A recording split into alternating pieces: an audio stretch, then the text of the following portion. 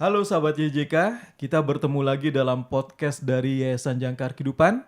Kali ini kita akan membahas bicara soal perjamuan kudus yang merupakan seri dari Katekismus Kecil Martin Luther.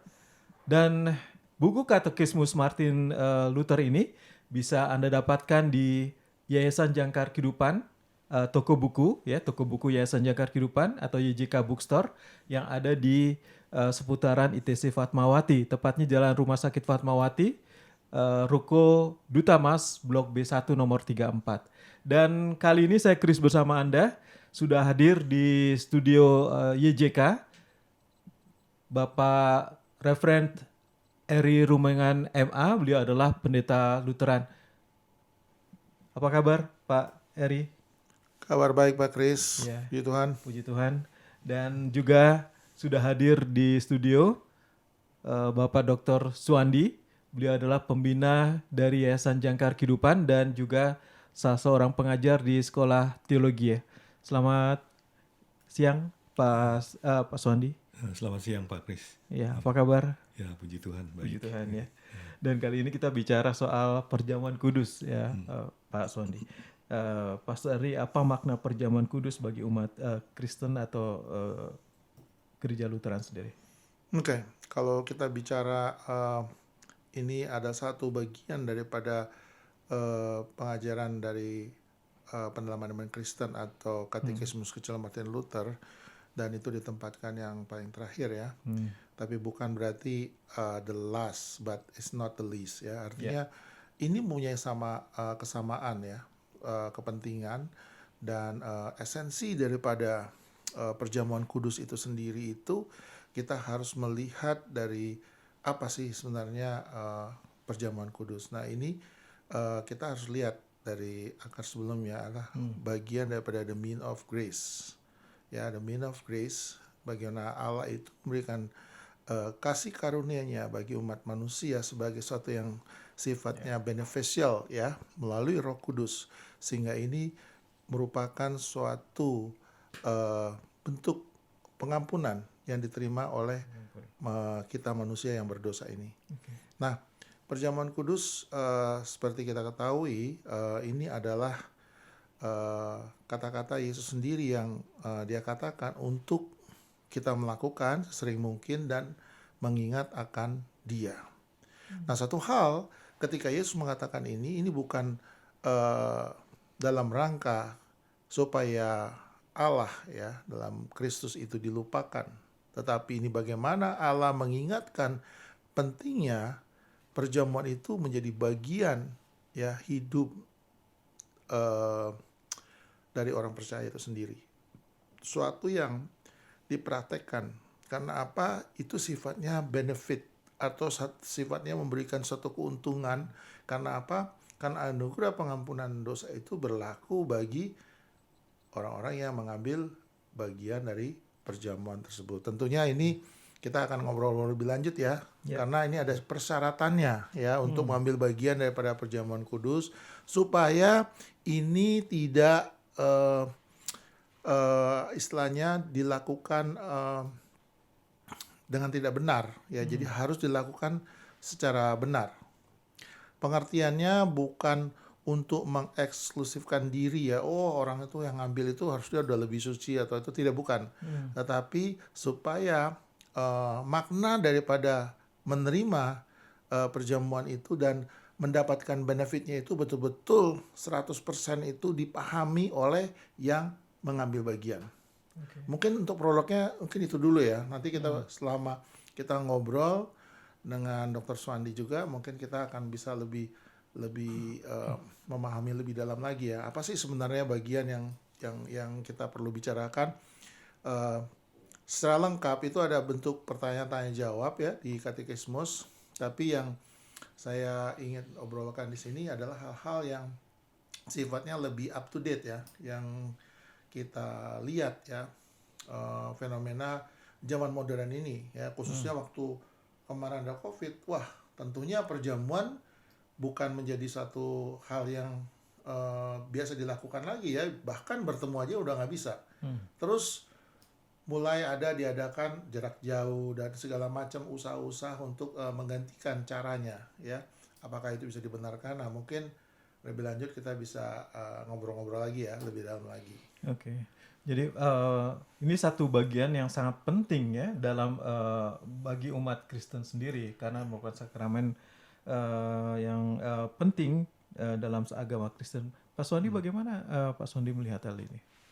Ya, perjamuan kudus merupakan eh, satu kehidupan ya. Kalau kita baptis kan satu kali, Ya, tapi perjamuan kudus ini sepanjang kita hidup, ya. sepanjang kita mengikuti ibadah ataupun misa, itu akan diberikan terus dan kita siap. Karena itu juga merupakan satu apa tubuh dan darah, ya itu merupakan satu eh, santapan rohani bagi kita sendiri gitu. Ya, gitu. Oke. Baik, lalu bagaimana perjamuan kudus ini dipersiapkan dan dilaksanakan dalam sebuah ibadah? Tadi kalau sempat Pastor Ari menyinggung bahwa eh, itu harus ada tata caranya. Bagaimana perjamuan kudus itu yang menerima sakramen perjamuan kudus itu pantas menerimanya. Ya, memang ada dua sisi, Ya. dua sisi. Satu sisi yang jadi pastor yang membawakan atau misalnya dan menyiapkan perjamuan kudusnya, dan di satu sisi umatnya Yang Nah, menerima. yang menerima ini. Nah, kalau kita mau lihat konteksnya sendiri, sebenarnya persiapan dari pastornya sendiri juga udah eh, dari malam atau bahkan seminggu sebelumnya udah mempersiapkan diri itu. Eh, eh, Misalnya bacaannya seperti apa, ya itu sudah dipersiapkan, dan terutama kalau bagi kita yang dalam itu malam udah mulai puasa dulu untuk memang benar-benar kita akan melaksanakan satu ibadah perjamuan kudus tuh dengan apa mohon bimbingan dan pimpinan dari Roh Kudus sendiri. Kita juga berdoa juga sebelum kita melaksanakan itu gitu. Iya, iya. Nah, bagi umatnya juga ada yang menanggapi seperti itu juga. Dari Sabtu malam, misalnya hari Minggu ya kita ibadah, dari Sabtu malam dia udah mempersiapkan diri Iya. untuk menyambut tubuh dan darahnya. Ini bagi yang betul-betul sudah memahami ya gitu. Ya. Tapi ada juga yang dalam konteksnya udah sedikit minimal 1 jam sebelum menyambut perjamuan kudus kita nggak boleh Tidak boleh makan minum. makan, ya. Ya. Gitu ya. Tapi ada juga yang memang ini ya, kalau bagi anak-anak ya exception lah. Tapi kalau kita benar-benar kerohanian yang sudah dewasa, kita juga karena ini bukan main-main gitu. Yang kita sambut adalah tubuh dan darah Tuhan Yesus sendiri gitu. Jadi persiapan dari malam itu mohon kita dilayakan untuk boleh menyambut tubuh. Karena nanti kuasa daripada perjamuan kudus itu yang hebat. Ya, tapi Pastor Eri untuk sekarang ini kan banyak dari interdenominasi ya yang berbeda yang mungkin saja punya pandangan lain begitu. Pastor Eri lihat seperti itu. Baik, Kan kalau tadi seharusnya memang harus ada puasa, umat juga seperti itu. Tetapi kita lihat zaman sekarang ini kan zaman berubah dan terus berubah gitu ya. Dan ini dimaknai juga oleh beberapa denominasi gereja. Pastor Eri melihat hal ini? ya, ini penting sekali dimaknai dan dipahami secara serius bagi umat yang menerima. Pertama begini, ini memang ya selayaknya seorang imam itu mempersiapkan perjamuan itu betul-betul satu hal yang bukan main-main, satu yang serius ya. Ya. Bahkan 1 hari sebelumnya dia mempersiapkan diri. Apabila ini merupakan suatu yang dilakukan kegiatan tiap-tiap hari, karena tiap hari bisa aja dilakukan perjamuan kudus, at least setiap 1 kali dalam 1 hari ya, bisa 7 kali dalam 1 minggu.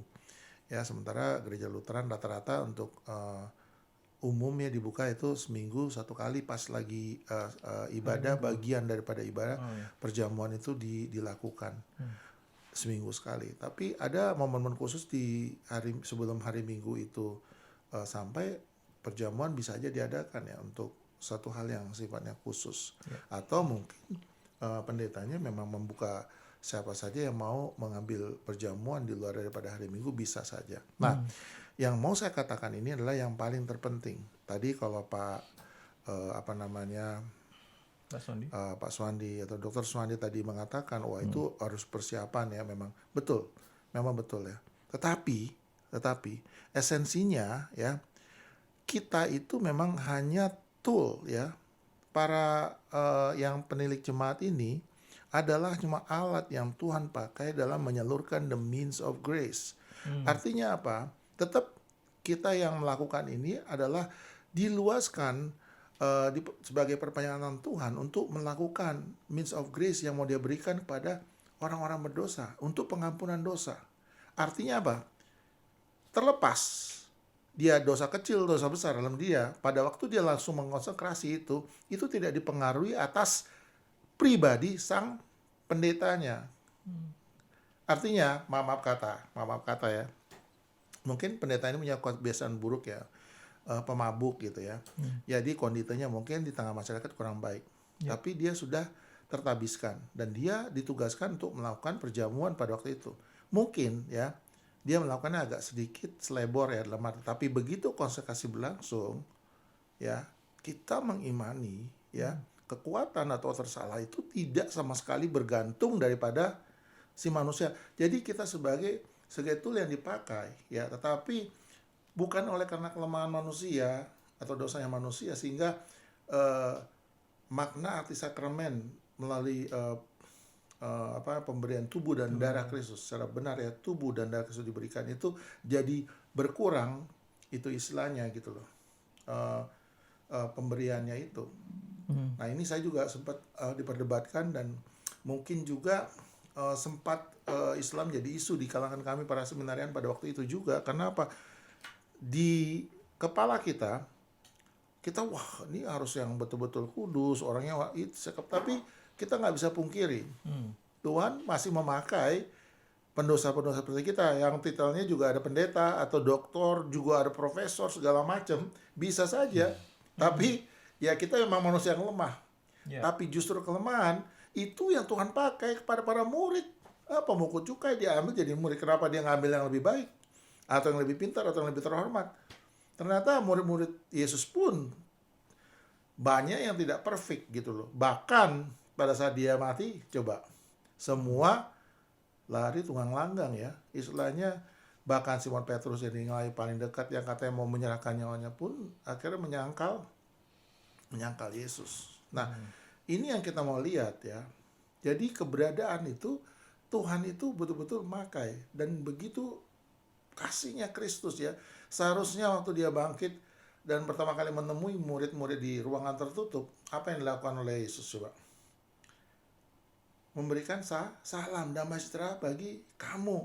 Sementara guru ketakutan, kenapa? Wah, ini amarah sang guru bisa jadi. Karena apa? Karena merasa mereka itu tidak melakukan selayaknya sebagaimana murid yang harus dilakukan. Justru melalui kelemahan mereka dikuatkan. Dan pada waktu mereka menerima hembusan daripada Kristus sebagai berkat itu sendiri, ya, apa yang terjadi terhadap mereka? Status mereka berubah dari murid menjadi yang diutus, apostle. Apostle itu artinya rasul, orang yang diutus keluar.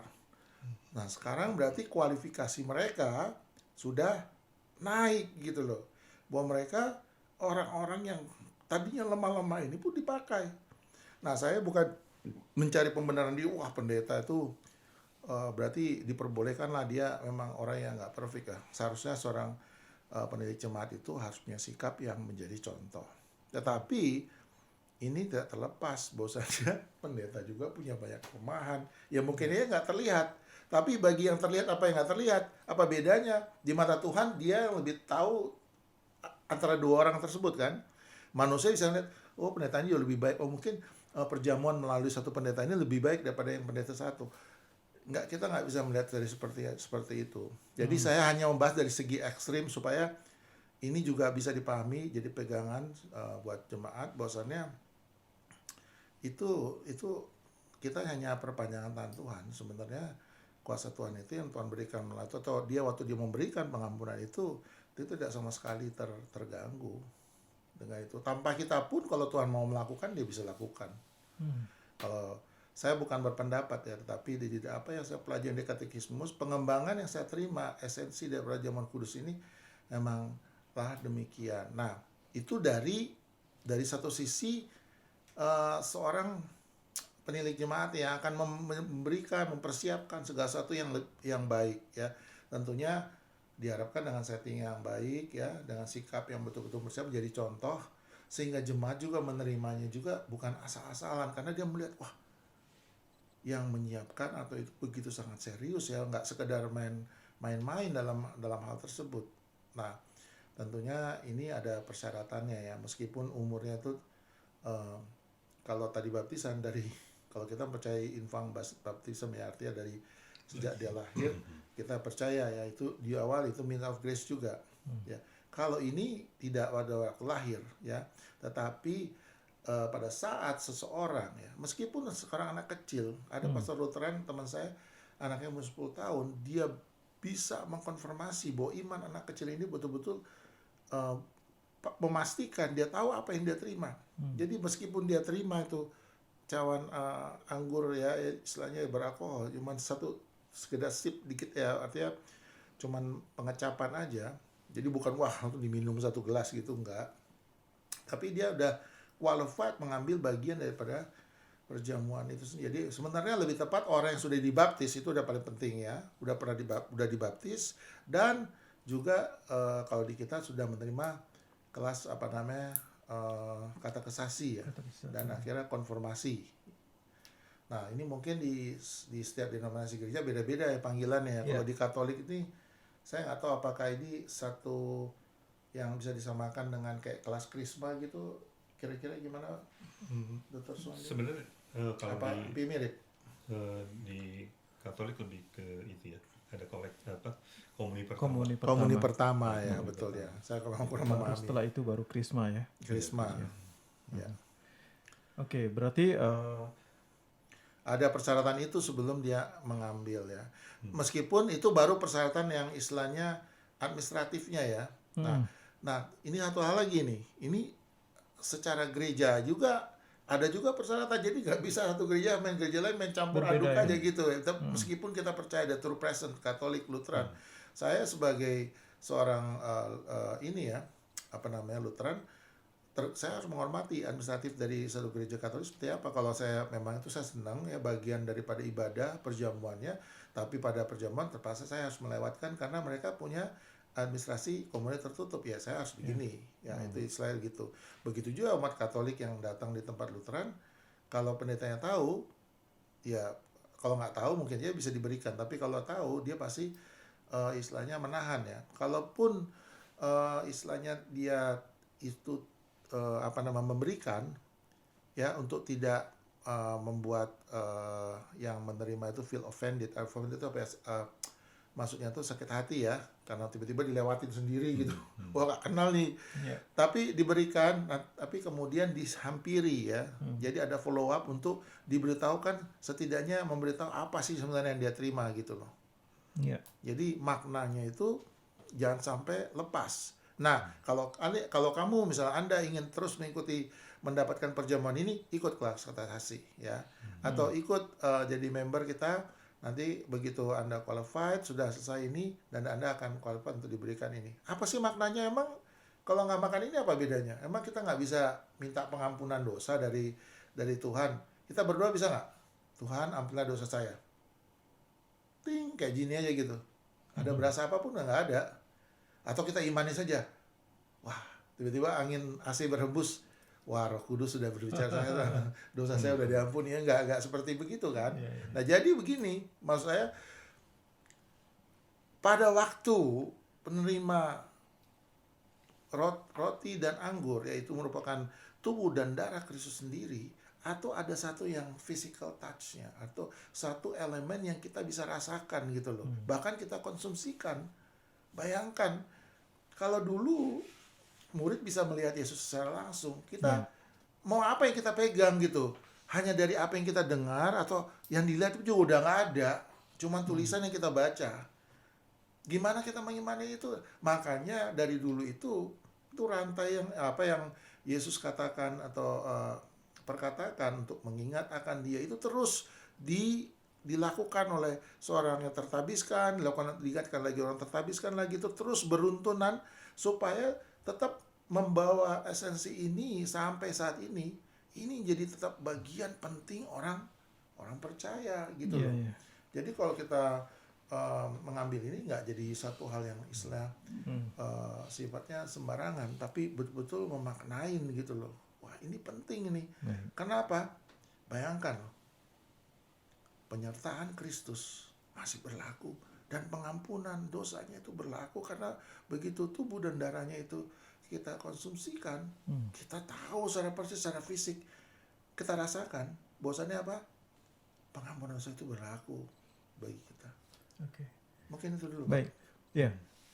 Saya mau ke Pak Dr. Suwandi. Dr. Suwandi, berarti memang ada batas-batas dan kapan kita bisa menerima sakramen dengan pantas, begitu kah?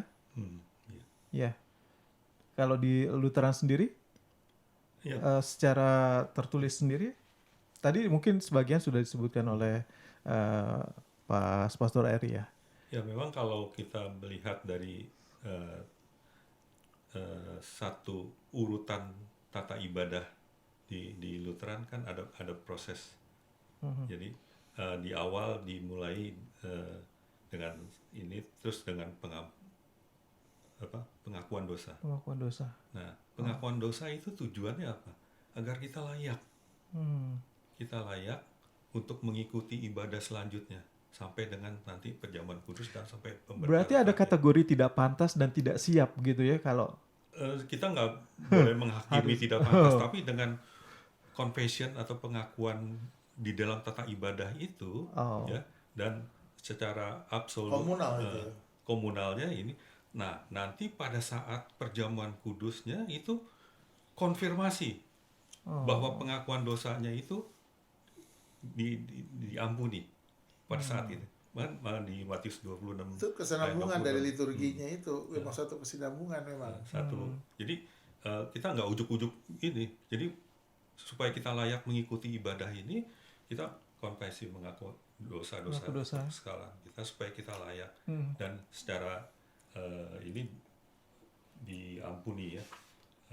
Tapi konfirmasinya lagi nanti pada saat kita menyambut tubuh dan darah Tuhan Yesus sendiri, dan itu memang di Matius 26 ayat 26 sampai 28 itu Tuhan Yesus sendiri yang mengatakan. Oke.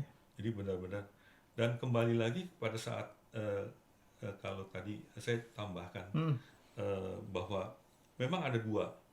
Jadi pastor yang mengadakan misanya sampai dengan perjamuan kudus itu mempersiapkan diri betul-betul sampai ini. Terus ada juga yang memang kurang sempurna.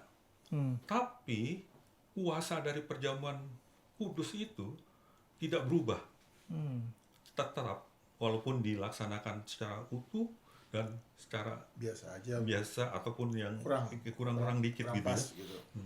Itu kuasa daripada perjamuan kudus itu sama, tidak berubah gitu.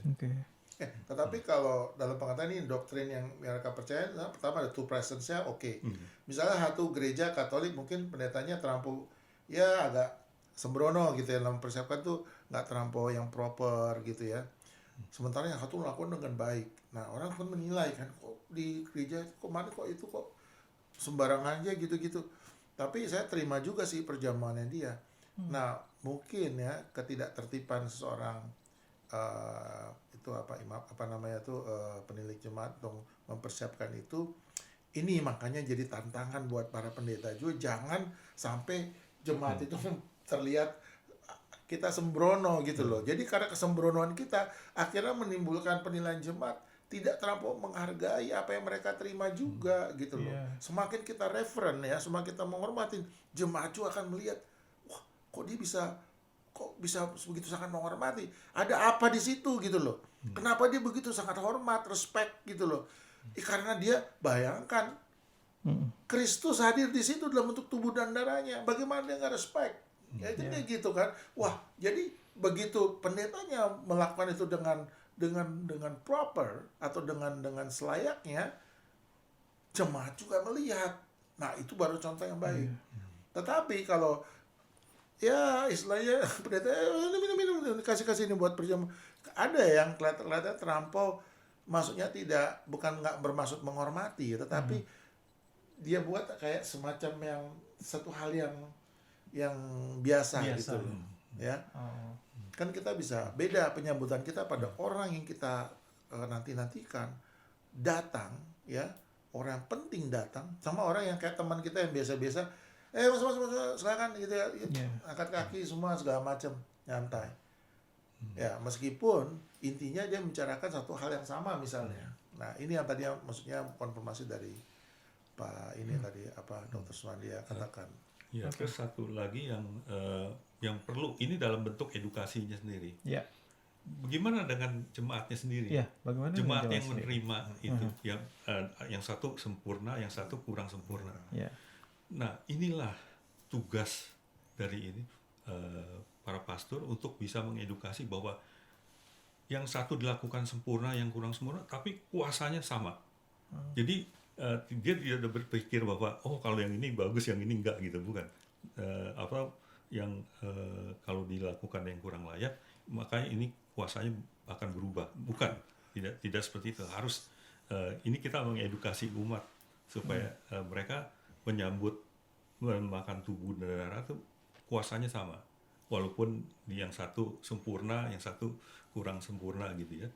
Jadi supaya mereka juga jangan salah gitu. Ya. Mungkin kadar alkohol yang berbeda atau rotinya bentuknya beda, yang satu hosti, yang satu lagi roti tak beragi atau apa. Wah ini pasti beda nih apa namanya, result pengampunan dosanya bisa berkurang berapa persen mungkin gara-gara ini. Makna esensi dan pengampunan dosa itu berlaku pada saat kita terima perjamuan itu, makanya berlaku. Nah, satu hal lagi yang perlu saya ingatkan lagi, ini tadi kan ada kualifikasi dari gerejanya ya. Nah, ada juga diskresi atau yang ditentukan oleh imamnya sendiri. Seseorang yang mungkin bukan jemaatnya, tapi dia bisa mengkonfirmasi orang ini percaya yang dia terima itu adalah tubuh dan darah Kristus, dan dia juga udah mohon pengampunan dosa atas dirinya sebagai orang yang mungkin tak layak.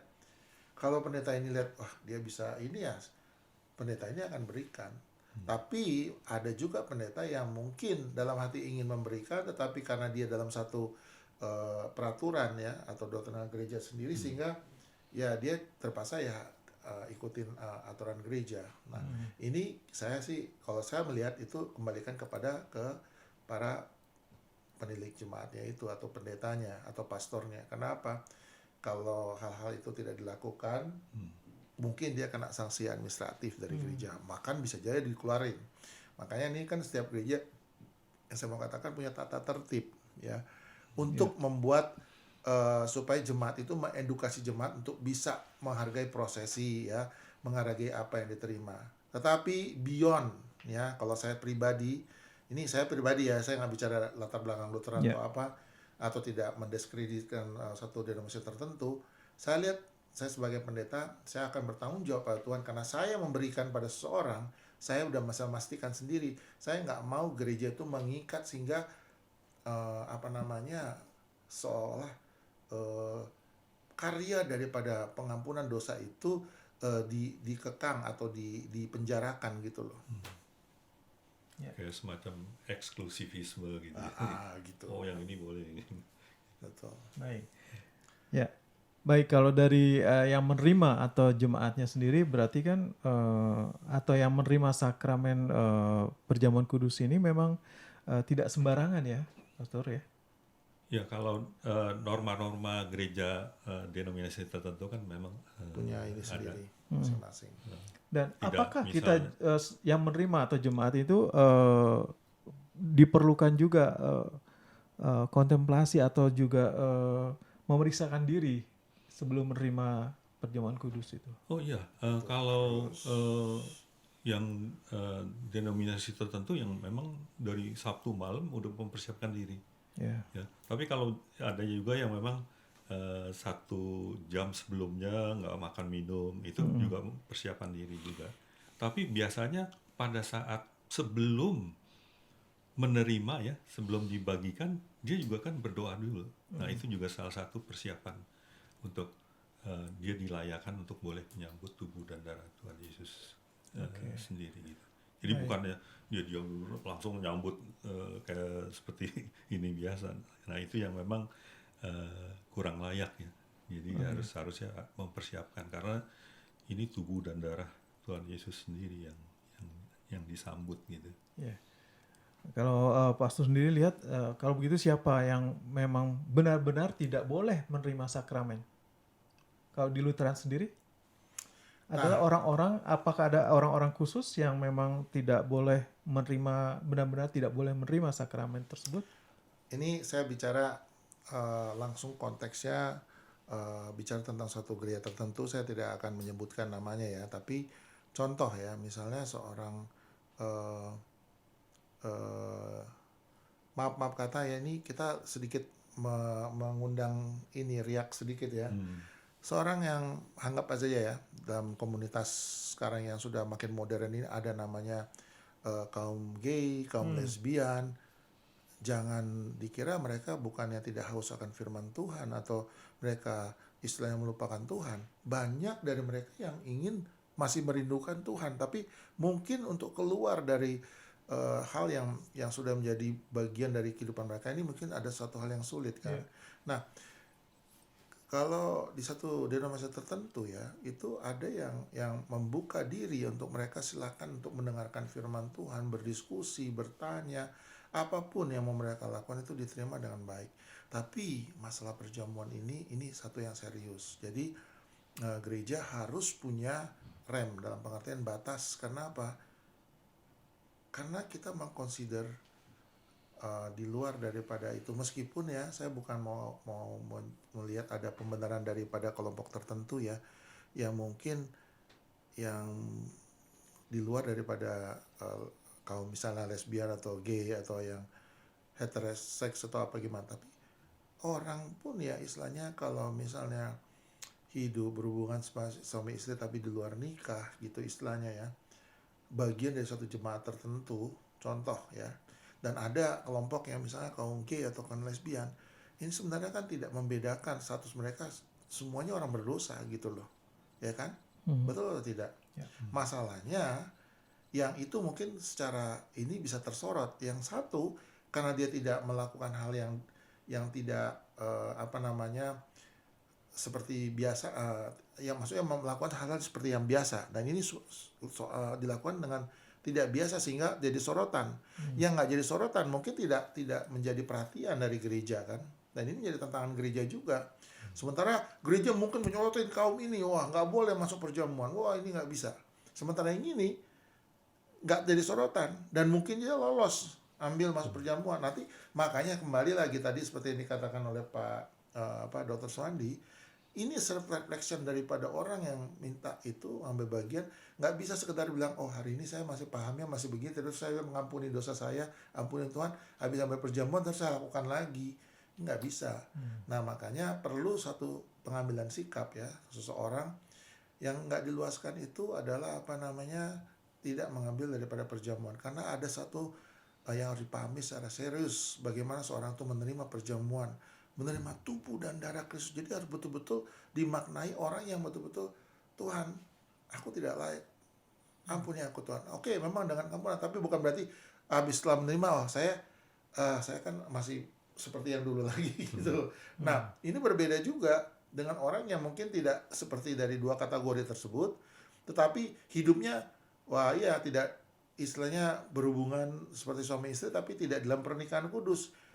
Ini sama juga sebenarnya, cuman dia nggak jadi sorotan. Mungkin dia anggap baik-baik aja, tapi ini kalau saya memandang ini sama-sama orang yang sebenarnya tidak qualified untuk itu. Harusnya kalaupun orang nggak tahu bahwa kalian ngomong orang normal-normal aja, kalau dia merasa dia tidak layak, lebih bagus dia nggak usah ambil. Nggak dipaksain juga kok, kan baptisan juga bagian daripada the means of grace, yang keselamatan kita terima. ya mungkin itu ada satu proses yang harus dijalani seseorang. Kita nggak tahu proses, ada yang lebih cepat, ada yang lebih lambat. Ya pertobatan itu harus itu ya, meskipun ada orang yang sudah melakukan pertobatan, dosa yang berbeda lah, bukan soal seksual ya. Misalnya soal korupsi atau apa, sama aja kalau menurut saya. Jadi orang yang tidak bertobat dari apa yang dia lakukan ini juga, ini menjadi satu masalah yang serius juga ya. Jadi mungkin ada yang perlu berproses ya untuk hal tersebut.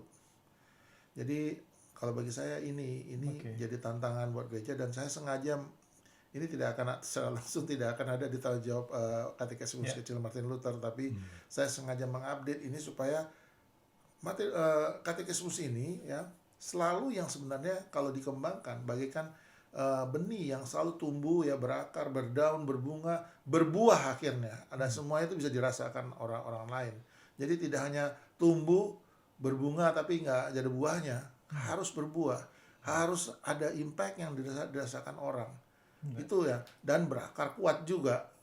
Nah, seperti itu. Dan ini tidak ada kata selesai dan selalu terdevelop, selalu bisa terupdate terus. Ya seperti saya udah berapa puluh tahun melajarin ini, saya merasa masih ada banyak hal yang perlu saya pelajarin, ada banyak hal yang perlu saya maknai lebih dalam lagi, pengembangan yang bisa mengikuti roda zaman ini. Ya. Itu bagi saya, Pak.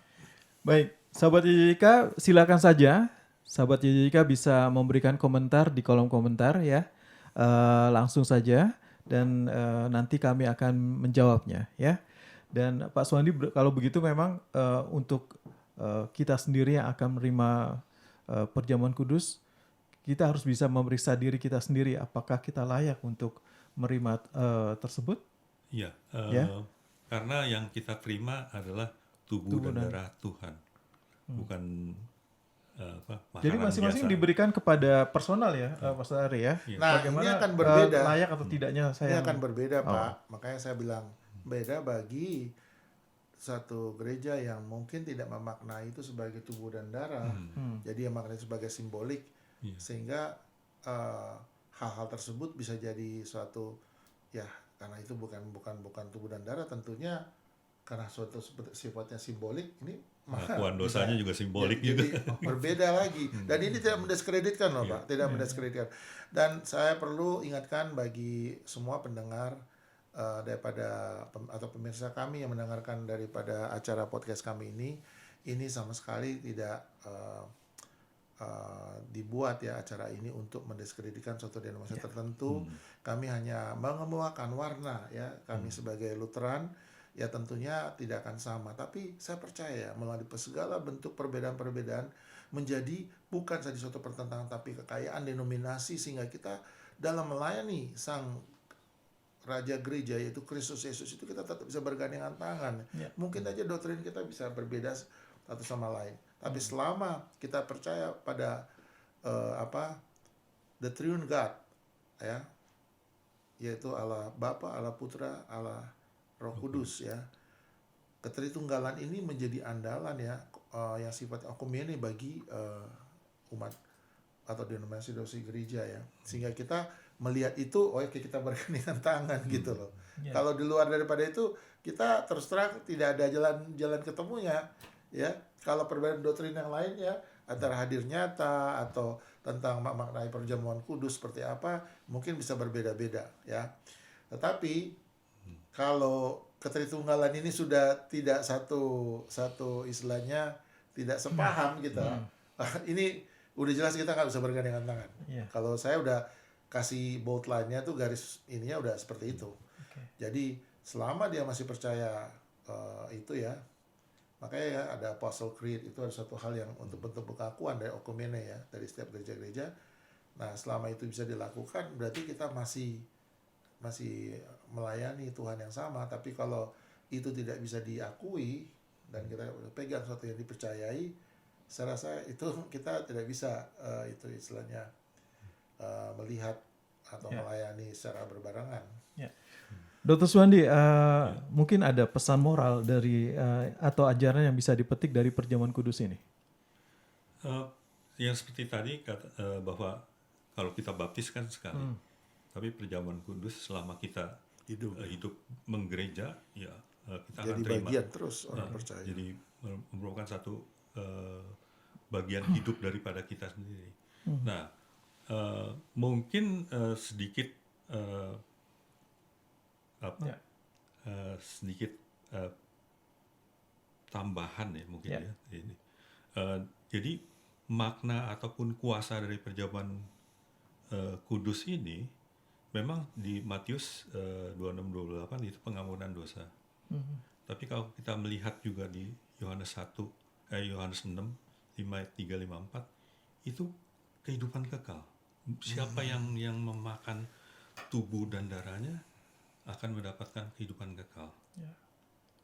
Nah, ada lagi satu lagi di Yohanes 17 ayat 20 sampai 23, ternyata tubuh dan darah Tuhan Yesus sendiri ya, itu adalah kemuliaan. Jadi kalau kita baca di Yohanes 17 ayat 20-23, Tuhan Yesus menerima kemuliaan dari Allah Bapa. Nah, kemuliaan yang dimiliki oleh Tuhan Yesus itu diberikan juga kepada kita dalam bentuk tubuh dan darahnya. Nah, supaya kenapa? Begitu kita terima ini, kita pertama dimuliakan, kedua kita disempurnakan. Kenapa disempurnakan? Karena jalan menuju kerajaan Allah kita harus sempurna. Nggak ada yang nggak sempurna, harus sempurna, perfect gitu. Jadi 3, pengampunan dosa, kehidupan kekal, dan kita dimuliakan untuk menjadi sempurna. Nah, ini intinya kalau kita lihat pertama, misi yang pertama bring Christ to the nation, bring nation to the church. Nah, ini bring church to the God kingdom gitu. Membawa gereja, jemaat ke kerajaan Allah. Nah, yang misi 3 ini yang memang agak banyak yang belum memahami gitu ya. Makanya ada kalau kita melihat di Amsal 16 ayat 25, ada jalan yang disangkanya lurus tapi ujungnya maut. Tapi kalau kita betul-betul jalannya lurus, pilihlah, temukanlah jalan yang lurus, ujungnya kerajaan Allah. Baik. Ya. Pastor Eri mungkin mau menambahkan perjamuan kudus ini?